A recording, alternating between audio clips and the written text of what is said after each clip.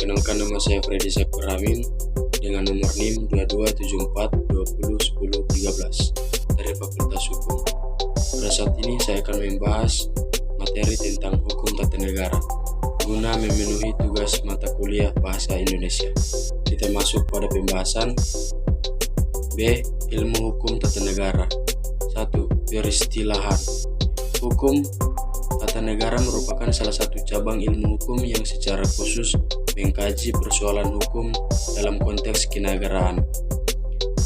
Kita memasuki bidang hukum tata negara menurut Wirjono Projodikoro apabila kita membahas norma-norma hukum yang mengatur hubungan antara subjek hukum, orang atau bukan orang dengan sekelompok orang, atau badan hukum yang berwujud negara atau bagian dari negara.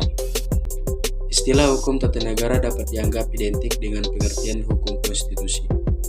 Di antara para ahli hukum ada pula yang berusaha membedakan kedua istilah ini dengan menganggap bahwa istilah hukum tata negara itu lebih luas cakupan pengertian daripada istilah hukum konstitusi.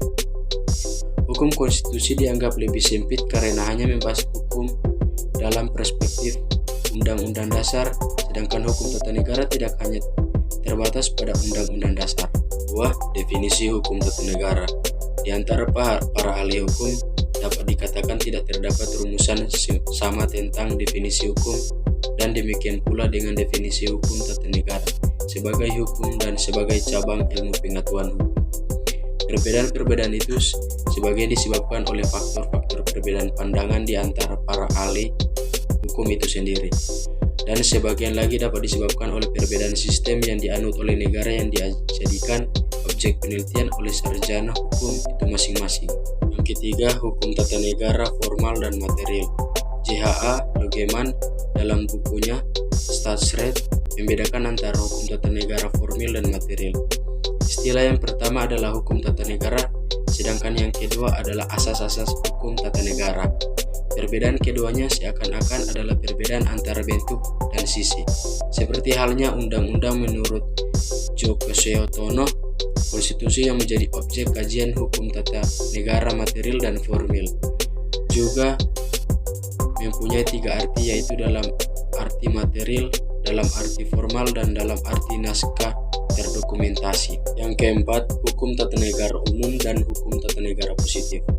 Hukum tata negara juga dapat dibedakan antara hukum tata negara umum dan hukum tata negara positif. Hukum tata negara umum membahas asas-asas prinsip-prinsip yang berlaku umum, sedangkan hukum tata negara positif hanya membahas hukum tata negara yang berlaku pada suatu tempat dan waktu tertentu sesuai dengan pengertian hukum positif. C. Keluarga ilmu hukum tata negara. Keluarga ilmu hukum kenegaraan pada umumnya. Ilmu hukum tata negara termasuk keluarga ilmu hukum kenegaraan seperti dikemukakan di atas. Staatsrecht atau teori der Staat dapat dibagi dua, yaitu Staatsrecht in ruimere zin atau teori negara dalam arti luas, dan Staatsrecht in engere zin atau teori negara dalam arti sempit. Staatsrecht dalam arti sempit itulah yang dapat diidentikan dengan Staatsrecht yang dapat dibagi dua masing-masing dalam arti luas dan sempit. Bab 3 penutup. Kesimpulan. Hukum tata negara adalah mata kuliah wajib berperguruan tinggi di Fakultas Hukum.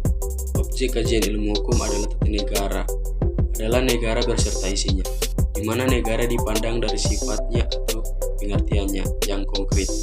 Artinya objeknya terikat pada tempat, keadaan, dan waktu tertentu. Hukum tata negara merupakan cabang ilmu hukum yang membahas tatanan, struktur kenegaraan, mekanisme, hubungan antara struktur organ atau struktur kenegaraan, serta mekanisme hubungan antara struktur negara dan warga negara. Demikian materi pembahasan mengenai hukum tata negara. Jika ada kesalahan kata atau kata-kata yang kurang berkenan, mohon dimaafkan. Terima kasih.